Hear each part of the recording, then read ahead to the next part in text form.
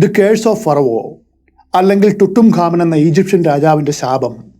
ഈ കഥ നിങ്ങൾ എല്ലാവരും മുൻപ് കേട്ടിട്ടുണ്ട്. ആ കഥയുടെ ചുരുക്കം ഇതാണ്.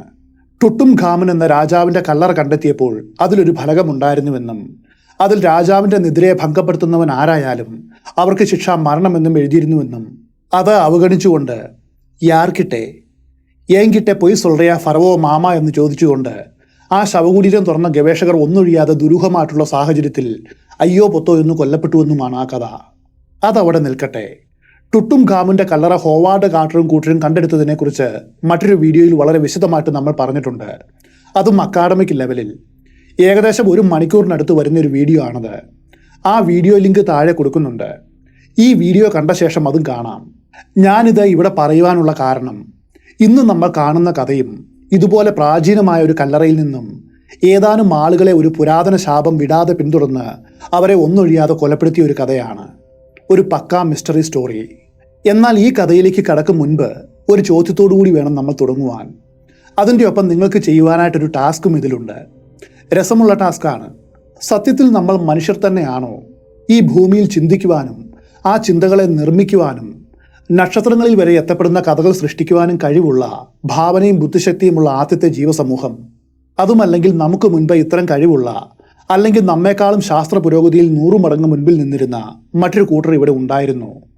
ഈ ചോദ്യം എപ്പോഴെങ്കിലും നിങ്ങൾ സ്വയം ചോദിച്ചിട്ടുണ്ടോ? ആ ചോദ്യത്തിൻ്റെ ഉത്തരം യെസ്, ഉണ്ടായിരുന്നു എന്ന് പറഞ്ഞാൽ അതൊരു കുഴപ്പം പിടിച്ച ഉത്തരമാണ്. പക്ഷേ എന്തു ചെയ്യുവാനാണ്? യെസ് എന്നാണ് ഈ കഥ നമ്മോട് പറയുന്നത്. ഡൈനോസറുകൾ ഈ ഗ്രഹത്തെ അടക്കി ഭരിക്കുന്നതിനും വളരെ വളരെ വളരെ കാലം മുൻപ്, എന്തിനേറെ ഭൂമിയിൽ സങ്കീർണമായിട്ടുള്ള ജീവൻ ആദ്യമായിട്ടും ഉണ്ടാകുന്നതിനും വളരെ വളരെ വളരെ മുൻപ് മറ്റു ചിലർ ഇവിടെ വന്നു പോയിരിക്കുവാനുള്ള സാധ്യതയുണ്ടെന്ന് പലരും പറയുന്നു. അതും നമ്മൾ മനുഷ്യരോട് വളരെയധികം സാമ്യമുള്ള ഒരു കൂട്ടം ആളുകൾ. ഇപ്പോൾ ചിലർ ചിരിക്കുന്നുണ്ടാവും. വേറെ ചിലരാകട്ടെ ദന്തഗോപുരങ്ങൾ കടിച്ചമർത്തി എന്നെ നോക്കി അക്ഷരവിരോധി, അല്പജ്ഞാനി, ശാസ്ത്രവിരോധി, ജനങ്ങളെ വഴിതെറ്റിക്കുന്നവനെ, നിന്നെ എൻ്റെ കയ്യിൽ കിട്ടിയാൽ ശരിയാക്കി തരുമെന്നൊക്കെ ചിന്തിക്കുന്നുണ്ടാവും. അവർക്ക് വേണ്ടിയിട്ട് തുടക്കത്തിലേ പറയാം, ഈ വീഡിയോ മുഴുവനും ഇത്തരം തിയറികളാണ്. ഇതൊരു വല്ലാത്ത കഥയാണ്. ഇതിൽ ഹിസ്റ്ററിയുമുണ്ട്, മിസ്റ്ററിയുമുണ്ട്, സയൻസുമുണ്ട്, അതുപോലെ സ്യൂഡോ സയൻസുമുണ്ട്, ഹൊററുണ്ട്, ഏലിയനുണ്ട്. ഒരു കംപ്ലീറ്റ് പായ്ക്ക്. ഒരാളെ പരിചയപ്പെടുത്തിക്കൊണ്ട് ഈ കഥ ആരംഭിക്കാം. ഇടയ്ക്ക് വെച്ച് മുൻപ് പറഞ്ഞ ടാസ്ക് ഉണ്ടായിരിക്കുന്നതാണ്. ദി ടിസൂൾ പ്രിൻസസ്, സയൻസിൻ്റെ ഇന്നോളമുള്ള കണ്ടെത്തലിനെ തകിടം മറിക്കുന്നൊരു മഹാരഹസ്യം. ഇതൊരു സയൻസ് ഫിക്ഷൻ കഥയല്ല, മറിച്ച് സൈബീരിയയിലെ മഞ്ഞിനടിയിൽ കുഴിച്ചെടുക്കപ്പെട്ടതും പിന്നീട് സർക്കാർ ആരൊക്കെയോ ഭയന്ന് മറച്ചു വയ്ക്കപ്പെട്ടതുമായ ഒരു യഥാർത്ഥ രഹസ്യത്തിൻ്റെ കഥയാണ്. ഇന്നും അവിടെയുള്ള പ്രായമുള്ള ആളുകളോട് ചോദിച്ചാൽ അവർ വല്ലാത്തൊരു ഭയത്തോടെ അടക്കിയ സ്വരത്തിൽ പറയും, ടിസൂൾ രാജകുമാരി ഒരു സത്യമാണ്. അവളെ ഞങ്ങൾ, അതായത് ഒരു ഗ്രാമം മുഴുവനും നേരിട്ട് അവരുടെ കണ്ണുകൊണ്ട് കണ്ടതാണ്. എന്നാൽ അത് തുറന്നു പറയുവാനായിട്ട് അവർ തയ്യാറുമല്ല. അദൃശ്യമായിട്ടുള്ള ഒന്നിനെ അവർ ഭയപ്പെടുന്നു. ഗവൺമെൻറ്റിൻ്റെ ഭീഷണിയേക്കാളും വലിയ ഒന്നിനെ, അവരുടെ ജീവനെടുക്കുന്ന ഒരു ശാപത്തെ. ഇന്ന് ആ കഥയാണ് പറയുന്നത്. അനുനാക്കി 27-ാം എപ്പിസോഡിലേക്ക് ഏവർക്കും സ്വാഗതം.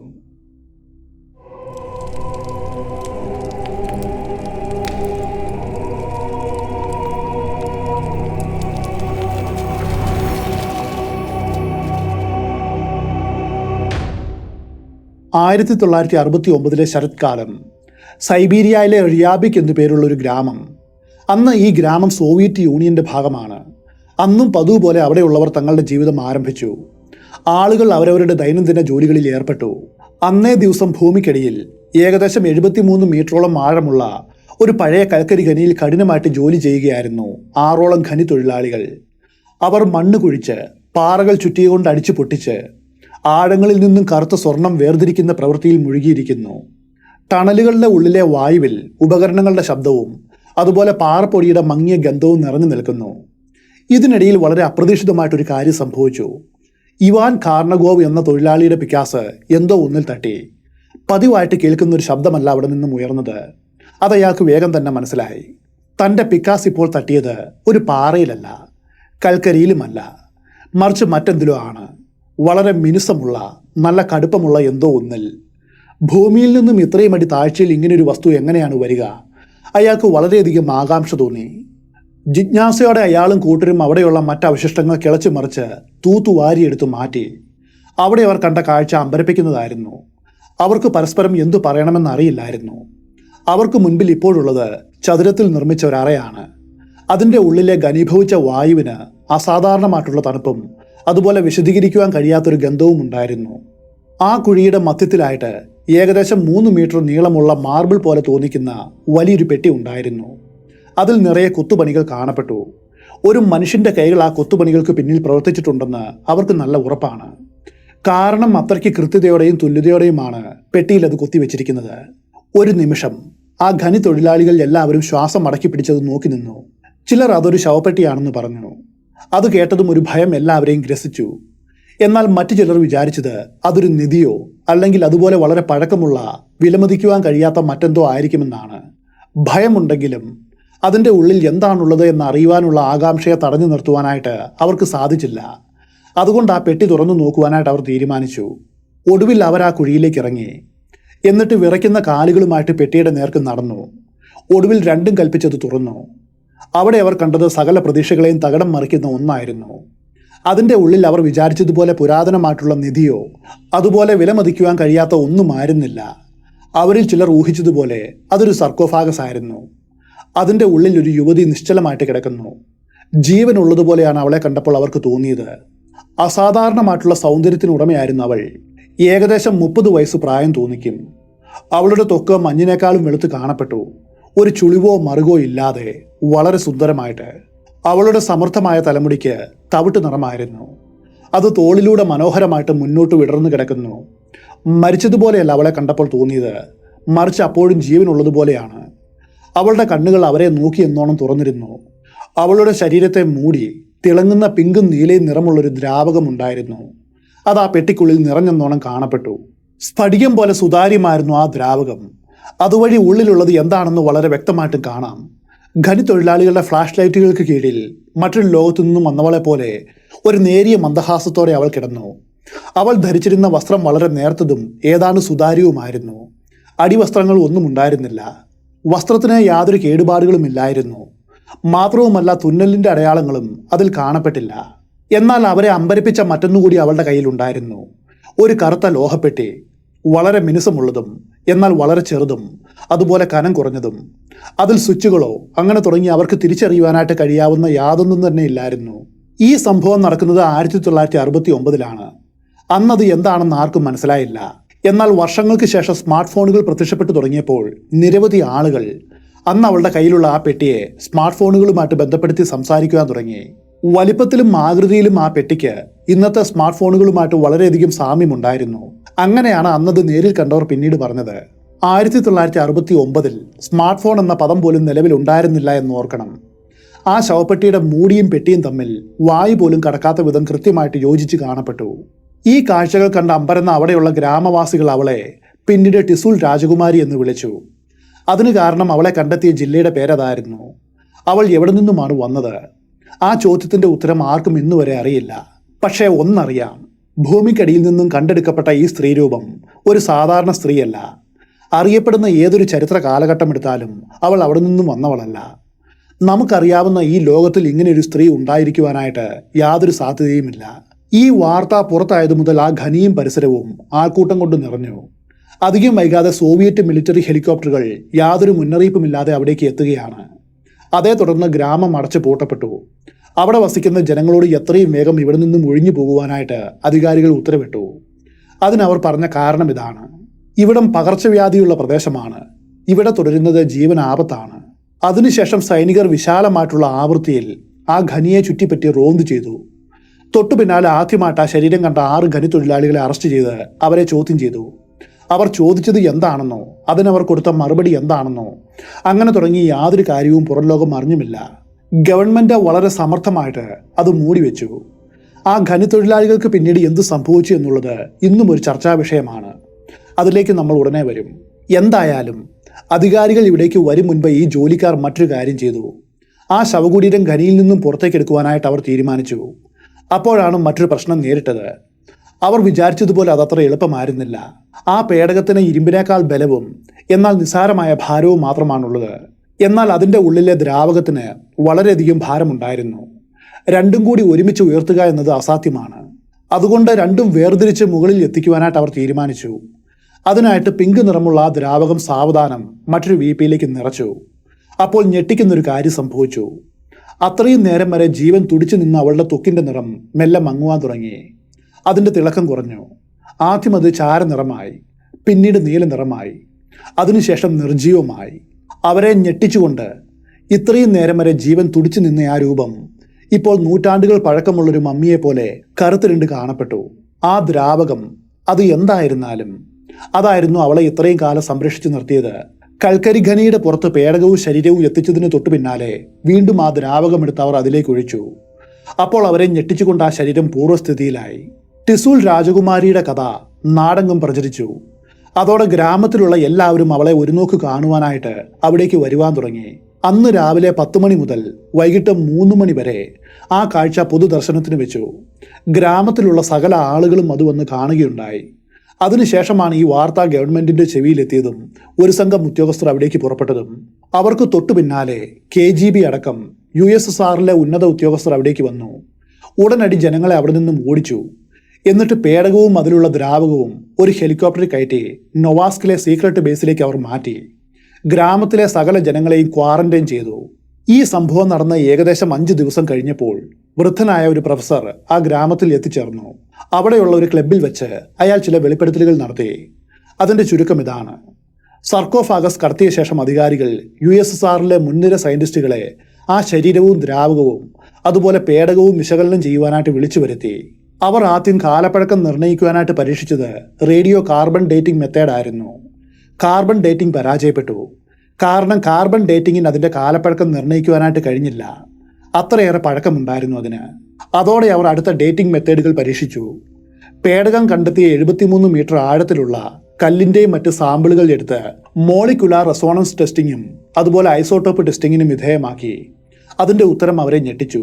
ആ ശവകുടീരം കണ്ടെത്തിയ ഭൗമശാസ്ത്ര പാളിക്ക് കുറഞ്ഞത് 800 മില്യൺ വർഷം പഴക്കമുണ്ട്. ഡൈനോസറുകൾ ഭൂമിയിൽ പിച്ച വെച്ച് നടക്കുവാൻ തുടങ്ങുന്നതിനും ഏതാണ്ട് 4 ഇരട്ടി വർഷങ്ങളുടെ പഴക്കം. ആ കാലഘട്ടത്തിൽ നമുക്കറിയാവുന്ന ജീവൻ വെറും ഏകകോശ ജീവികളാണ്.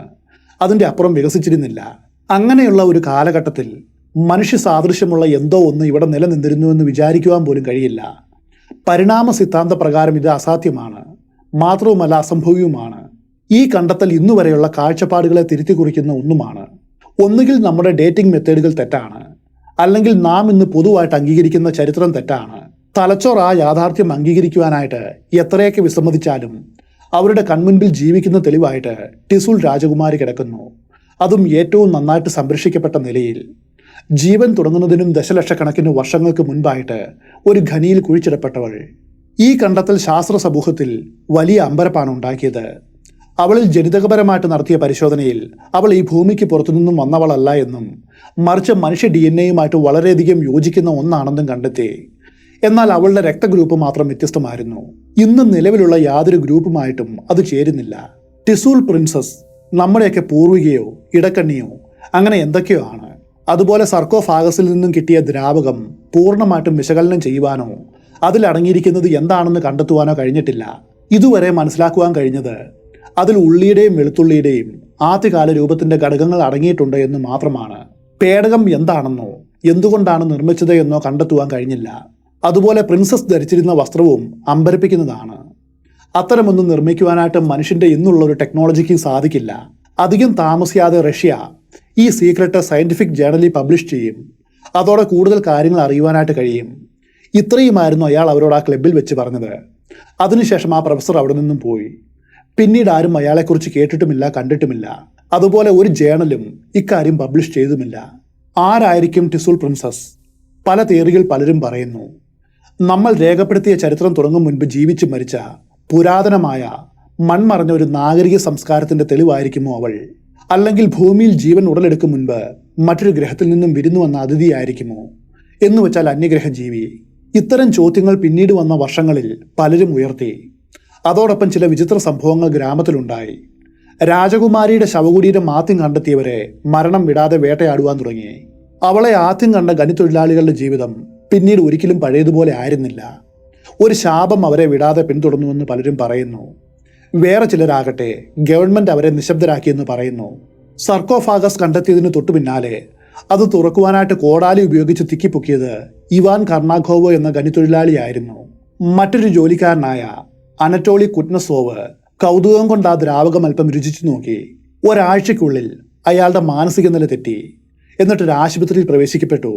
അതിനുശേഷം തന്റെ കുടിലിന്റെ മുൻപിൽ ഹൈപ്പോതെർമിയെ ബാധിച്ച് മരിച്ചു കിടക്കുന്ന നിലയിലാണ് അയാളെ പിന്നീട് കാണപ്പെട്ടത്. തൊട്ടു പിന്നാലെ ഇവാൻ കർണാഖോവും ഒരു റോഡ് അപകടത്തിൽ കൊല്ലപ്പെട്ടു. ഉദ്യോഗസ്ഥർ അതിന് കാരണമായിട്ട് പറഞ്ഞത് അതൊരു സാധാരണ റോഡ് ആക്സിഡന്റ് മാത്രമാണെന്നും അന്ന് അയാൾ അളവിലധികം മദ്യപിച്ചിരുന്നു എന്നുമാണ്. പക്ഷെ അയാളുടെ വീട്ടുകാരത് വിശ്വസിച്ചില്ല. കാരണം കർണാഖോവ് വർഷങ്ങളായിട്ട് മദ്യപാനശീലം ഉപേക്ഷിച്ച വ്യക്തിയായിരുന്നു. എല്ലാ ദിവസവും വീട്ടിൽ നിന്നും പോയി മടങ്ങി വരുന്ന റോഡിൽ വെച്ചാണ് ഒരു ട്രക്ക് ഇടിച്ചു കൊല്ലപ്പെട്ട നിലയിൽ അയാളെ കണ്ടെത്തിയത്. അയാളുടെ ഭാര്യ ടാറ്റിയാനോ പാവളോനോ പറഞ്ഞത് മരണത്തിന് മുൻപുള്ള ആഴ്ചകളിൽ ഇവാൻ വളരെ അസ്വസ്ഥനും വളരെ പരിഭ്രാന്തനുമായിട്ട് കാണപ്പെട്ടിരുന്നു എന്നും രാത്രിയിൽ വിയർപ്പിൽ കുളിച്ച് ശ്വാസം മുട്ടി ഞെട്ടി എഴുന്നേൽക്കാറുണ്ടായിരുന്നു എന്നും അപ്പോഴേക്ക് ഇരുട്ടിൽ നിന്നുകൊണ്ട് തന്നെ ആരോ നോക്കുന്ന പോലെ തോന്നുന്നുണ്ടെന്നും പറഞ്ഞിരുന്നു എന്നാണ്. എന്തായാലും രാജകുമാരിയെ കണ്ടെത്തിയ ആ ദിവസം ആ ഖനിയിൽ നിന്നും മടങ്ങിയതിനു ശേഷം അയാളുടെ കണ്ണുകൾ പഴയതുപോലെ ആയിരുന്നില്ല. ചുവന്നു കലങ്ങി ഭീകരമായിട്ടാണ് കാണപ്പെട്ടത്. കർണാഖോവിന്റെ മരണം നടന്ന ഏതാനും ആഴ്ചകൾക്ക് ശേഷം ആ സംഘത്തിലുണ്ടായിരുന്ന മറ്റൊരു ഖനിത്തൊഴിലാളിയും അപ്രത്യക്ഷനായി. അയാളുടെ ശരീരം സമീപത്തുള്ള വനത്തിലെ ഒരു നദിയുടെ തീരത്തു നിന്നും കണ്ടുകെട്ടി. അത് ശൈത്യമേറ്റ് മരവിച്ച് മരിച്ചതുപോലെ ചുരുണ്ടുകൂടിയ നിലയിലാണ് ആ ജഡം കാണപ്പെട്ടത്. അതിലും ഒരു അസ്വാഭാവികത ഉണ്ടായിരുന്നു. ആ ദിവസങ്ങളിൽ മിതമായ ചൂടുള്ള കാലാവസ്ഥയായിരുന്നു. പിന്നെ ഇതെങ്ങനെ സംഭവിക്കും? തൊട്ടു പിന്നാലെ ശവകുടീരം കണ്ടെത്തിയവർ ഓരോരുത്തരായിട്ട് ദുരൂഹമായി കൊല്ലപ്പെട്ടു. അതിൽ ഒരാളാണ് യൂറി സ്മിർനോഫ്. തൊഴിലാളികളുടെ നേതാവ് ഈ യൂറി ആയിരുന്നു. ഇദ്ദേഹമാണ് ഈ കണ്ടെത്തൽ അധികാരികളെ വിളിച്ചറിയിച്ചത്. യൂറി ഒരു വെള്ളപ്പൊക്കത്തിൽ മുങ്ങി മരിച്ചുവെന്ന് വിശ്വസിക്കപ്പെടുന്നു. ഒരു മാസക്കാലം അയാളുടെ ജഡം കണ്ടെടുക്കുവാനായിട്ട് തിരച്ചിൽ നടത്തിയെങ്കിലും കണ്ടുകിട്ടിയില്ല. അവരുടെ എല്ലാവരുടെയും മരണകാരണം സംശയാസ്പദമായിരുന്നു. അതോടെ ഗ്രാമത്തിലുള്ള സകലരും ഒന്നുപോലെ ഭയപ്പെട്ടു. ടിസൂൾ രാജകുമാരിയെക്കുറിച്ച് പുറത്തു മിണ്ടിയാൽ അത് തങ്ങളുടെ ജീവൻ ആപത്താകുമെന്ന് അവർക്ക് മനസ്സിലായി. ആ ഭയം അവരുടെ വായ മൂടിക്കെട്ടി. ജനങ്ങൾ ഈ സംഭവ പരമ്പരയെ ടിസൂൾ രാജകുമാരിയുടെ ശാപം എന്ന് വിളിക്കുവാൻ തുടങ്ങി. മാസങ്ങൾ കടന്നു പോകും തോറും അവിടെ ദുരന്തങ്ങൾ തുടർ പരമ്പരയായി. അപ്രതീക്ഷിതമായിട്ടുള്ള അപകടങ്ങൾ, രോഗങ്ങൾ, തിരോധാനങ്ങൾ, അതുപോലെ ആകാശത്ത് UFO കാഴ്ചകൾ, അങ്ങനെ തുടങ്ങി പലതും അവിടെ ഉണ്ടായി. ഇതെല്ലാം സംഭവിച്ചത് 1969 ആ ശവകുടീരം കണ്ടെത്തിയത് മുതലായിരുന്നു. 4 വർഷം കഴിഞ്ഞ് 1973 ഇതിനെ തുടർന്ന് മറ്റൊരു സംഭവം കൂടി ഉണ്ടായി. സോവിയറ്റ് സർക്കാർ വീണ്ടും അവിടേക്ക് വന്നു. ഇത്തവണ വന്നത് സയന്റിസ്റ്റുകളായിരുന്നില്ല, മറിച്ച് സൈനികരായിരുന്നു. ആ കൽക്കരി ഖനിയെ ചുറ്റിപ്പറ്റിയുള്ള മുഴുവൻ പ്രദേശങ്ങളും അവർ ബന്ദോബസ്താക്കി. ജനങ്ങളെ അവിടെ നിന്നും ഒഴിപ്പിച്ചു. അവിടേക്കുള്ള പാതകൾ അടച്ചു മൂടപ്പെട്ടു. തൊട്ടു പിന്നാലെ നല്ല ഉയരത്തിൽ വാച്ച് ടവറുകൾ നിർമ്മിച്ചു. ജില്ലയിലേക്കുള്ള എല്ലാ റോഡുകളും കർശനമായിട്ടുള്ള നിരീക്ഷണത്തിന് വിധേയമാക്കി. ഒരിക്കൽ കഠിനാധ്വാനം ചെയ്ത് ശാന്തമായ ജീവിതം നയിച്ചു വന്ന ഒരു കൂട്ടം ജനങ്ങൾ ജീവിച്ചിരുന്ന ആ ഗ്രാമം ഇപ്പോഴൊരു നിരോധിത മേഖലയായി. ജനങ്ങൾ ഒരിക്കലും അവിടേക്ക് പ്രവേശിക്കരുത് എന്ന് വിലക്കുമുണ്ടായിരുന്നു. ഈ നിരോധനത്തിന് സർക്കാർ ഒരു വിശദീകരണവും ഒരിക്കലും നൽകിയിട്ടില്ല. ഇന്ന് അവിടേക്ക് നിങ്ങൾ പോവുകയാണെങ്കിൽ ആ പ്രദേശത്ത് വലിയൊരു വനമൊഴികെ മറ്റൊന്നും കാണുവാനായിട്ട് കഴിയില്ല. ലോകത്ത് എവിടെയാണെങ്കിലും ഗവൺമെന്റ് ഒരു രഹസ്യ സ്വഭാവം കാത്തു സൂക്ഷിച്ചാൽ അതിനു പിന്നിൽ എന്താണുള്ളതെന്ന് അന്വേഷിക്കുന്നത് മനുഷ്യ സഹജമാണ്. അതുകൊണ്ട് തന്നെ പിൽക്കാലത്ത് പലരും ഈ നിഗൂഢതയുടെ സമസ്യ പരിഹരിക്കുവാനായിട്ട് രണ്ടും കൽപ്പിച്ചിറങ്ങി പുറപ്പെട്ടു. അപ്പോൾ പുതിയ ചില ഇൻഫർമേഷൻ കൂടി അവർക്ക് കിട്ടുകയാണ്. ആ വർഷം വേനൽക്കാലത്ത് ഈ നിരോധിത മേഖലയിൽ സൈനികർ വീണ്ടും ഖനനം നടത്തിയിരുന്നു.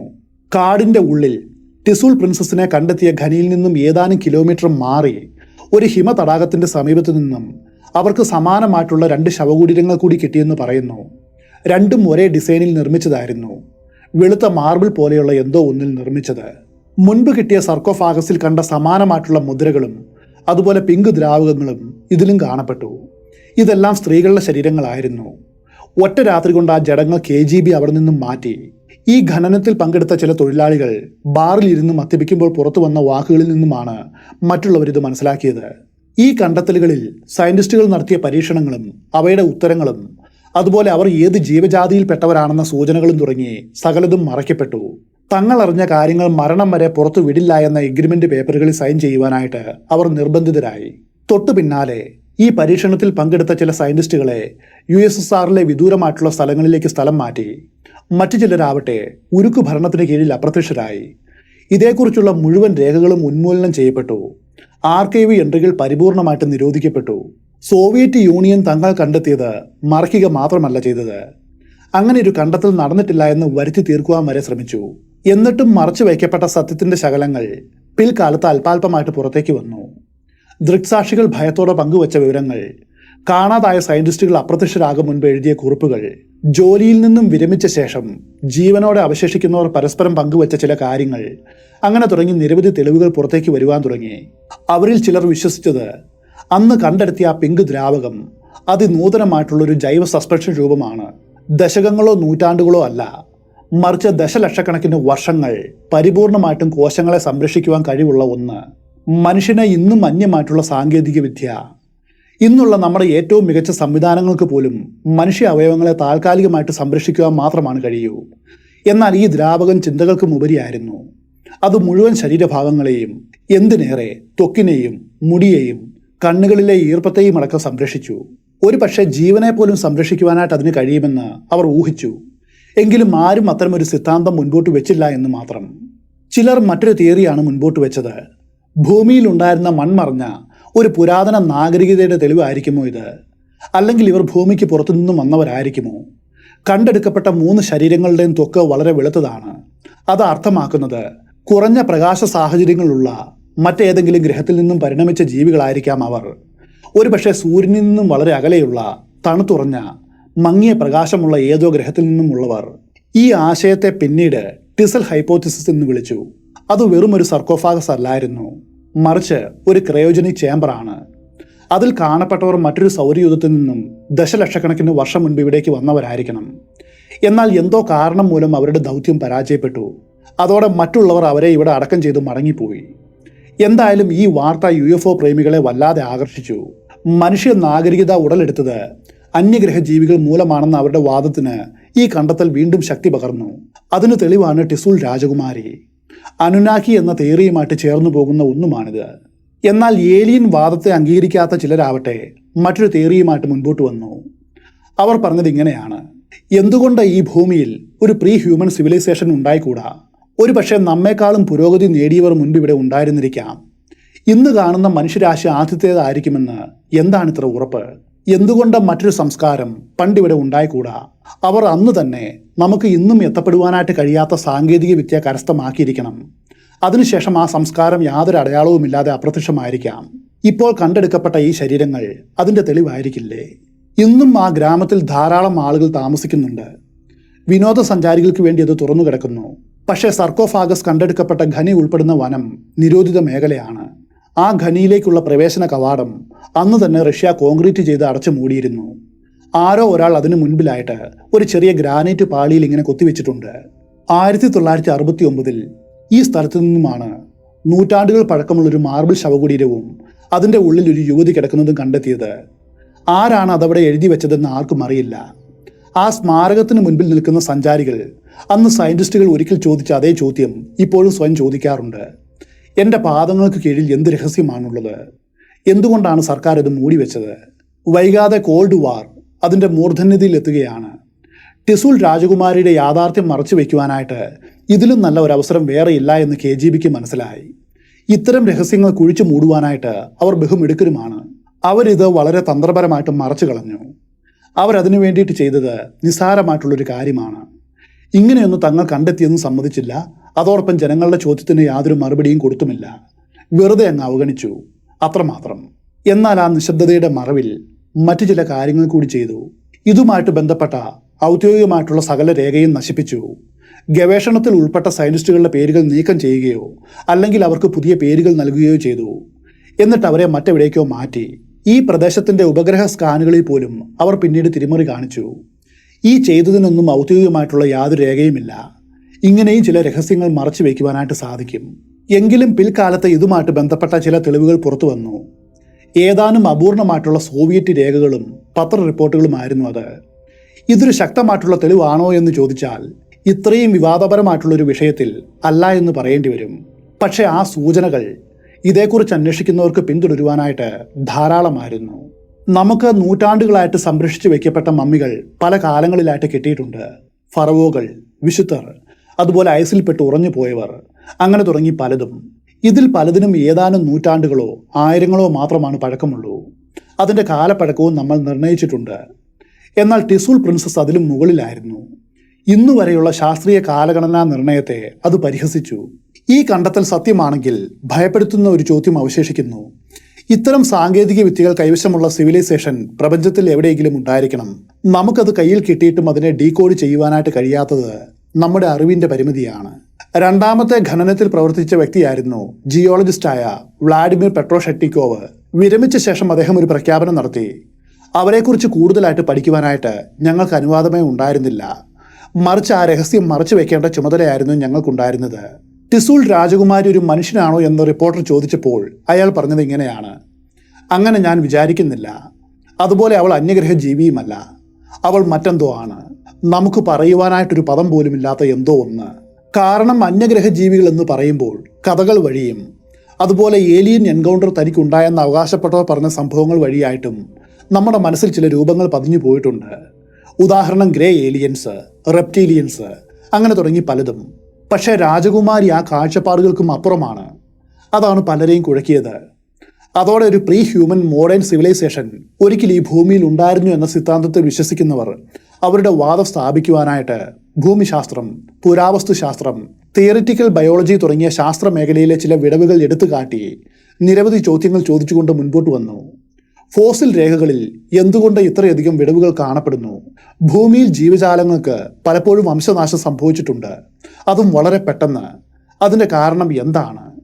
ബാഗ്ദാദ് ബാറ്ററി, ആൻറ്റിക്കെത്ര മെക്കാനിസം, അതുപോലെ ടിസൽ പ്രിൻസസ്, അങ്ങനെ തുടങ്ങിയ അസാധാരണ വസ്തുക്കൾ എന്തുകൊണ്ടാണ് ഉത്തരമില്ലാതെ അവശേഷിക്കുന്നത്?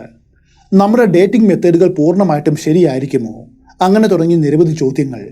1980-കളിൽ ഡോക്ടർ അലൻ വെസ്റ്റിനെ പോലെയുള്ള ഗവേഷകർ പറഞ്ഞത് ഭൂമിയിൽ പലവട്ടം വലിയ ദുരന്തങ്ങൾ ഉണ്ടായിട്ടുണ്ട്. അന്നുവരെ നിലനിന്നിരുന്ന ജീവജാതികളെയും അതുപോലെ മുഴുവൻ ചരിത്ര രേഖകളെയും ഉന്മൂലനം ചെയ്ത വലിയ വൻ ദുരന്തങ്ങൾ, ഹിമയുഗങ്ങൾ, അഗ്നിപർവ്വത സ്ഫോടനങ്ങൾ, ധൂമകേതുവിൻ്റെ ആഘാതങ്ങൾ, ഇതെല്ലാം ഉദാഹരണമായിട്ടെടുക്കാം. അങ്ങനെ തുടങ്ങിയ വലിയ പ്രകൃതി ദുരന്തങ്ങൾക്ക് ഭൂമിയുടെ ആഴങ്ങളിൽ കുഴിച്ചിടപ്പെട്ടവ ഒഴികെ ബാക്കിയെല്ലാം നശിപ്പിക്കുവാനായിട്ട് കഴിയും. ഈ ശവകുടീരം അതിൻ്റെ തെളിവാണ്. എന്നാൽ പ്രീ ഹ്യൂമൻ സിവിലൈസേഷനെ എതിർക്കുന്നവർ വാദിച്ചത് മറ്റൊന്നാണ്. ഇത് നശിച്ചുപോയ നാഗരികതയുടെ, അതായത് നമ്മുടെ ഭൂതകാലത്തിന്റെ തെളിവല്ല. സൈബീരിയയിൽ കണ്ടെത്തിയ ശവകുടീരങ്ങൾ മറ്റൊരു ഗ്രഹത്തിൽ നിന്നും ഒരു കാലത്ത് അന്യഗ്രഹ ജീവികൾ ഇവിടെ വന്നിരുന്നു എന്നതിന്റെ തെളിവാണ്. ടിസൂൾ പ്രിൻസസ് പരാജയപ്പെട്ട ഒരു ദൗത്യത്തിന്റെ ഭാഗമായിരിക്കാം. അതിന്റെ ഫലമായിട്ട് ഒരു എസ്കേപ്പ് പോഡ് വഴി ഭൂമിയിലേക്ക് അവളെ അവർ പുറന്തള്ളിയതാവാം. അവളുടെ മഞ്ഞ് പോലെ വെളുത്ത നിറവും ധരിച്ചിരുന്ന വിചിത്രമായിട്ടുള്ള വസ്ത്രവും ഇന്നും അജ്ഞാതമായിട്ടുള്ള ആ പേടകത്തിന്റെ ലോഹക്കൂട്ടും ഇതെല്ലാം പറയുന്നത് ഈ ഭൂമിയിൽ ഉള്ളതല്ല അവളെന്നാണ്. അതുപോലെ തന്നെ ആ പിങ്ക് ദ്രാവകം, അത് മനുഷ്യന്റെ അറിവിനും അപ്പുറത്തുള്ള ഒരു ക്രയോജനിക് സംരക്ഷണമാണ്. അതിന്റെ അർത്ഥം അവൾ എന്നേക്കുമായിട്ട് ഉറങ്ങുവാൻ ഉദ്ദേശിച്ചവളല്ല. അവളെ ഉണർത്തുവാനായിട്ട് ആരെങ്കിലും വരുമെന്ന് കരുതി യുഗങ്ങളായിട്ട് കാത്തു കിടന്നവളാണ്. ഒരു പക്ഷേ അവളെ ജീവനോടെ ഉണർത്തുവാനായിട്ട് നമുക്ക് കഴിഞ്ഞിരുന്നുവെങ്കിൽ എന്തായിരിക്കും അവസ്ഥ? അപാരമായിട്ടുള്ള ജ്ഞാനവും ശാന്തിയുമുള്ള ഒരു വ്യക്തിയെ നമുക്ക് പരിചയപ്പെടുവാൻ കഴിയുമായിരുന്നു. അവൾ നമുക്ക് നാം ഇന്നുവരെയും അറിയാത്ത നക്ഷത്രങ്ങളെക്കുറിച്ചും ഗ്രഹങ്ങളെക്കുറിച്ചും വിശദീകരിക്കുമായിരുന്നു. ഒരു പക്ഷേ ദൈവത്തെ പോലെ നമ്മെ ഭരിക്കുമായിരുന്നു. പുരാതന ജീവശാസ്ത്രം, അജ്ഞാതമായിട്ടുള്ള സാങ്കേതിക വിദ്യ, അങ്ങനെ തുടങ്ങി നിരവധി അറിവുകൾ നമുക്ക് കിട്ടുമായിരുന്നു. ടിസൂൾ പ്രിൻസസുമായിട്ട് ബന്ധപ്പെട്ട് ഉയരുന്ന മൂന്നാമത്തെ തിയറി ഇതാണ്: അവൾ മനുഷ്യനോ അന്യഗ്രഹ ജീവിയോ അല്ല, മറിച്ച് ഒരു ഇടക്കണ്ണിയാവാം. പരിണാമത്തിന്റെ ഒരു ഘട്ടത്തിൽ വെച്ച് ഒരു പക്ഷേ മറ്റൊരു കൂട്ടർ മനുഷ്യരെ സൃഷ്ടിച്ചതാവാം. അവർ തന്നെ ആയിരിക്കണം പരിണാമത്തെ മുൻപോട്ട് നയിച്ചത്. രാജകുമാരി അവരുടെ പരീക്ഷണത്തിന്റെ ഒരു അവശേഷിപ്പാവാം, ഒരു സങ്കരയിനം, എന്നാൽ മനുഷ്യരോട് വളരെയധികം ചേർന്ന് നിൽക്കുന്ന ഒരു മോഡൽ. ഈ ഭൂമിയിലെ മനുഷ്യരാശിയുടെ ചരിത്രം ഒരു പുസ്തകമായിട്ട് സങ്കല്പിക്കുക. ആ പുസ്തകത്തിലെ വെറും ഒരു അധ്യായം മാത്രമാണ് മനുഷ്യർ ഉണ്ടായതു മുതൽ ഇപ്പോൾ നമ്മൾ ജീവിക്കുന്ന ഈ 21-ാം നൂറ്റാണ്ട് വരെയുള്ള കാലഘട്ടം. ചുരുക്കത്തിൽ നമ്മൾ മനുഷ്യരാശിയുടെ തുടക്കമല്ല, മറിച്ച് ഒരു തുടർച്ചയാണ്. നമുക്ക് മുൻപ് അധ്യായങ്ങൾ ഉണ്ടായിരുന്നിരിക്കാം, നമുക്ക് ശേഷവും അടുത്ത അധ്യായങ്ങൾ ഉണ്ടാകുമായിരിക്കാം. ആ പുസ്തകത്തിൻ്റെ ആദ്യ അധ്യായങ്ങൾ പ്രകൃതി സമർത്ഥമായിട്ട് മറച്ചു കളഞ്ഞു. മനുഷ്യചരിത്രം നേർരേഖയിലല്ല പോകുന്നത്, അത് ഉയർച്ച താഴ്ചകളുള്ള ഒരു പാറ്റേൺ ആണ്. ഒരു സിവിലൈസേഷൻ ഉണ്ടാകുന്നു, അത് നശിക്കുന്നു, അടുത്തത് വീണ്ടും ഉണ്ടാകുന്നു, അങ്ങനെ ഇത് തുടരുന്നു. ഒരു പക്ഷേ അത്തരം മൺമറഞ്ഞ നാഗരികതയുടെ തെളിവുകൾ നമ്മുടെ സമുദ്രത്തിൻ്റെയും മഞ്ഞുമലകളുടെയും വനങ്ങളുടെയും ആഴങ്ങളിൽ ഇപ്പോഴും മറിഞ്ഞു കിടപ്പുണ്ടാവും. ഈ കണ്ടെത്തൽ ഒരു യാഥാർത്ഥ്യമാണെങ്കിൽ എന്തുകൊണ്ടാണ് ഇതേക്കുറിച്ച് ആരും അധികം പറയാത്തത്? ചരിത്രത്തിൽ നിന്നും മറച്ചു വയ്ക്കപ്പെടുവാൻ മാത്രം ഇതിൽ എന്ത് ദുരൂഹതയാണുള്ളത്? എന്തുകൊണ്ടാണ് നമ്മുടെ ചരിത്ര താളുകളിൽ നിന്നും ഈ ഏട് ചീന്തി എറിയപ്പെട്ടത്? നാം ഇന്ന് പഠിക്കുന്ന കാര്യങ്ങൾ യഥാർത്ഥം തന്നെയാണോ? അതോ ആരൊക്കെയോ ചേർന്ന് ബോധപൂർവം തയ്യാറാക്കിയ ഒന്നായിരിക്കുമോ? ഭൂമിയുടെ ആഴത്തിൽ നിന്നും തോണ്ടിയെടുത്തൊരു രഹസ്യം വളരെ കർശനമായിട്ട് മറച്ചു വയ്ക്കപ്പെടുന്നു. അത് മൂടി മറയ്ക്കുവാനായിട്ട് വ്യാജ വിവരങ്ങൾ തയ്യാറാക്കുന്നു. തെളിവുകൾ ഒന്നൊന്നായിട്ട് അപ്രത്യക്ഷമാകുന്നു. പക്ഷേ എന്നാൽ ഇപ്പോഴും ഈ കഥകൾ നിലനിൽക്കുന്നു. ആ കഥകളാകട്ടെ വീണ്ടും വീണ്ടും ആവർത്തിച്ച് ചോദ്യങ്ങൾ ചോദിക്കുന്നു. 3 സംരക്ഷിതമായിട്ടുള്ള ശവപേടകങ്ങൾ, അതിൽ നിന്നും കണ്ടെടുക്കപ്പെട്ട 3 ഉടലുകൾ, ശാസ്ത്രത്തിന് പോലും ഉത്തരമില്ലാത്തൊരു ദ്രാവകം, ആ സമസ്യയെ കണ്ടെത്തിയവരെയും അതുപോലെ അതിൻ്റെ പിന്നാലെ അന്വേഷണം നടത്തിയവരെയും വിടാതെ പിന്തുടർന്ന മരണം, ഇതിൻ്റെയൊക്കെ പിന്നിലുള്ള യാഥാർത്ഥ്യം എന്താണ്? ഈ കഥയ്ക്കുള്ള പോരായ്മ അക്കാദമിക്കലായിട്ട് മുൻപോട്ട് വയ്ക്കുവാനായിട്ട് യാതൊരു തെളിവും എടുക്കുവാനില്ല എന്നതാണ്. ചിലരുടെ സാക്ഷ്യങ്ങളും അന്നത്തെ പത്രക്കുറിപ്പുകളും അതുപോലെ ഇന്ന സ്ഥലത്ത് വെച്ചാണ് അത് കണ്ടെത്തിയത് എന്നും അതിന് മുകളിലുള്ള ഒരു സ്മാരകവും മാത്രമാണ് ബാക്കിയുള്ളത്. അതിൽ നിന്നുകൊണ്ട് വേണം അടുത്ത ചോദ്യങ്ങളും അന്വേഷണങ്ങളും ആരംഭിക്കുവാൻ. ശരിക്കും നൂറ്റാണ്ടുകൾ നീണ്ട വളരെയേറെ പഴക്കമുള്ള വലിയൊരു നാഗരികത ഒരിക്കലും ഉണ്ടായിരുന്നു. അല്ലെങ്കിൽ ഇതൊരു ബഹിരാകാശ പരീക്ഷണമായിരിക്കുമോ? കണ്ടുകിട്ടിയ ശവകുടീരങ്ങൾ ഒരു തുടക്കം മാത്രമായിരിക്കുമോ? ഇവരെ പോലെയുള്ളവർ ലോകത്തിൻ്റെ മറ്റ് പലയിടത്തും ആഴത്തിൽ മറഞ്ഞിരിപ്പുണ്ടാകുമോ? മറക്കരുത്, സമുദ്രത്തിൻ്റെ 90% നമ്മൾ ഇപ്പോഴും മാപ്പ് ചെയ്തിട്ടില്ല. ഏതാനും 100 കണക്കിന് മീറ്ററിനപ്പുറം കരയിലും നമ്മൾ പര്യവേഷണം നടത്തിയിട്ടില്ല. ആഴങ്ങളിൽ ചിലപ്പോൾ അത്ഭുതങ്ങൾ മറഞ്ഞിരിപ്പുണ്ടാവാം. ഒരു പക്ഷേ ഇതുപോലെയുള്ള 100 കണക്കിന് സമാനമായ ശവകുടീരങ്ങൾ മരുഭൂമികളിലും കാടുകളിലും മലനിരകളിലും എന്നു വേണ്ട പലയിടത്തും കിടപ്പുണ്ടാവും. അവർ നമുക്ക് വേണ്ടിയിട്ട് കാത്തിരിക്കുകയാവാം, ശരിയായ നിമിഷം വരുമ്പോൾ വെളിപ്പെടുവാൻ. എന്നാൽ ഈ കഥയ്ക്ക് മറ്റൊരു വശം കൂടിയുണ്ട്. ഈ ജീവികൾ, അവർ പുരാതന ഭൗമവാസികളോ അതോ അന്യഗ്രഹ ജീവികളോ ആരുമാകട്ടെ, അവർ മനുഷ്യരാശിക്കൊരു ഭീഷണി ആയിരുന്നില്ല. അവർ ഒരു സന്ദേശമാണ്. വികാസം പ്രാപിച്ച ജീവൻ നമ്മൾ മാത്രമല്ല എന്നതിൻ്റെ സന്ദേശം. എന്തോ ഒന്ന് വരുന്നുണ്ട് എന്നതിൻ്റെ സൂചന. നമ്മൾ ഇപ്പോൾ ജീവിക്കുന്നത് ഡീകോഡിംഗ് യുഗത്തിലാണ്. പുരാതനമായിട്ടുള്ള നിർമ്മിതികൾ എങ്ങനെയാണ് നിർമ്മിച്ചത് എന്ന് നമ്മൾ കണ്ടെത്തുന്നു. അതുപോലെ നഷ്ടപ്പെട്ട ഭാഷകൾ വീണ്ടും പുനർനിർമ്മിക്കുന്നു. പുരാവസ്തു ശാസ്ത്രത്തിൻ്റെയും മാനവശാസ്ത്രത്തിൻ്റെയും ഇന്നുവരെയും അറിയപ്പെടാത്ത മേഖലകൾ ഒന്നൊന്നായിട്ട് തെളിഞ്ഞു വരുന്നു. ഇത് വലിയൊരു വളർച്ചയാണ്. ഓരോ ദിവസം മുൻപോട്ട് പോകും തോറും നിനക്ക് ഒന്നും അറിയില്ല എന്ന് മനുഷ്യനെ ഓർമ്മിപ്പിക്കുന്ന വളർച്ച. ടിസൂൺ രാജകുമാരിയുടെ രഹസ്യം പറയുന്നത് ചരിത്രം ഒരു തകർന്ന കണ്ണാടിയാണ്. അതിൻ്റെ തകർന്ന വശങ്ങളിലേക്ക് നോക്കുമ്പോൾ ഇനിയും മനസ്സിലാക്കുവാനായിട്ട് കഴിയാത്ത ചില നിഴലുകൾ നമുക്കവിടെ കാണാം. ആ നിഴലുകളിൽ നമ്മുടെ ഭൂതകാലമുണ്ട്. അവിടെ വെച്ച് നമ്മൾ നമ്മളെ തന്നെ കണ്ടെത്തുന്നു. ചിലപ്പോൾ രാജകുമാരി ഒരു പക്ഷേ നാം ഒരു കാലത്ത് ആയിരുന്നതിൻ്റെ അല്ലെങ്കിൽ നാം ഇനിയും ആകുവാനായിട്ട് പോകുന്നതിൻ്റെ പ്രതിഫലനമായിരിക്കാം. ഇന്ന് അവളുടെ കഥ ഇൻ്റർനെറ്റിലെ ഡിജിറ്റൽ മൂലകളിലും പതിഞ്ഞ മന്ത്രണങ്ങളിലും അതുപോലെ മങ്ങിയ ചില ഫോട്ടോകളിലും അജ്ഞാതർ നൽകിയ ഇൻ്റർവ്യൂകളിലും മാത്രമായിട്ട് ജീവിക്കുന്നു. രാജകുമാരിയുടെ കഥ ഇവിടെ വെച്ച് അവസാനിപ്പിക്കുമ്പോൾ ഒന്നോർക്കണം, ഏറ്റവും വലിയ കണ്ടെത്തലുകൾ എപ്പോഴും ഒന്ന് ലാബുകളിൽ മാത്രമല്ല ഉണ്ടാകുന്നത്. ചിലപ്പോൾ പഴയ കൽക്കരി ഖനികളിലും കല്ലിൻ്റെ അടിയിലും മണ്ണിൽ നിന്നും അത് കണ്ടെത്തപ്പെടുന്നു. ഇനി ഈ വീഡിയോയുടെ തുടക്കത്തിൽ ഞാൻ പറഞ്ഞ ടാസ്കിലേക്ക് പോകുവാനുള്ള സമയമായിരിക്കുന്നു. അതിനു വേണ്ടിയിട്ടൊരു പേനയും പേപ്പറും എടുക്കുക. മനുഷ്യരാശിയുടെ കാലപ്പഴക്കം നമ്മൾ കണക്ക് കൂട്ടുവാനായിട്ട് പോവുകയാണ്. സയൻസിൻ്റെ റാണി എന്ന് വിളിക്കുന്നത് ഗണിതശാസ്ത്രത്തെയാണ്. ഞാൻ കൂട്ടിയാലും നിങ്ങൾ കൂട്ടിയാലും, ഞാൻ ഗുണിച്ചാലും നിങ്ങൾ ഗുണിച്ചാലും ഉത്തരം ഒന്നു തന്നെ ആയിരിക്കും. ലോകത്തിൽ ഇപ്പോൾ 2 മനുഷ്യർ മാത്രമാണ് ഉള്ളതെന്ന് സങ്കല്പിക്കുക. 100 വർഷം കൂടുമ്പോൾ ജനസംഖ്യ വെറും 4 പേർ ആയെന്ന് വിചാരിക്കുക.